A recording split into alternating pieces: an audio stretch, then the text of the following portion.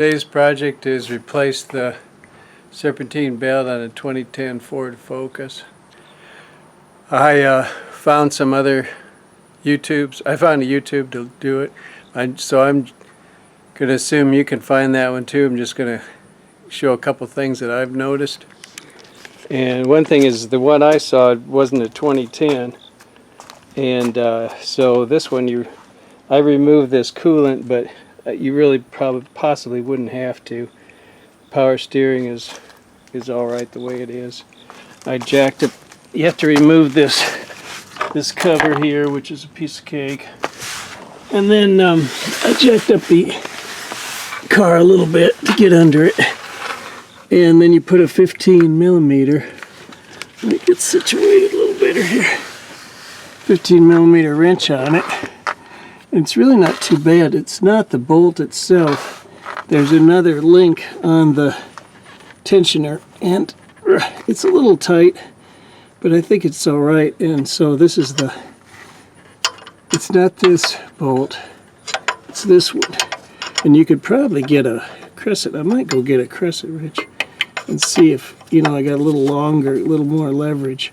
The other thing that'd be nice too is it'd be nice if I could twist this over and then hold it against something like this drive shaft. I might see if I can get something to do that.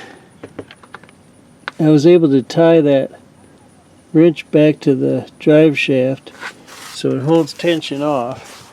So I can't get it off of these grooved pulleys, but I can slip it off of this pulley. And I already made a diagram of what it looks like before I took it off, and it does compare favorably to this diagram. But I think there's nothing like making your own diagram to make sure you understand everything and to make sure you've got the right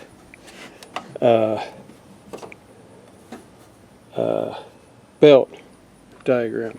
So anyway, I'm going to take it off and see if it matches the new belt. Looks like it matches the new belt pretty well. That should be good enough, close enough. It's the right number, it's the right width, and it's the right number of grooves also. It's kind of a trick to snake the new belt around, but it wouldn't hurt to have a helper. But anyway, I got it on, and one guy mentioned, of course, like anything, you got to do it right. You want to be sure it's right. But the way this thing is set up with the grooves and the walls on the, you have to have the belt inside the walls, and then it sits in those grooves. If you got every belt between the walls of the pulley, it should be right. I don't know that there's any way you can.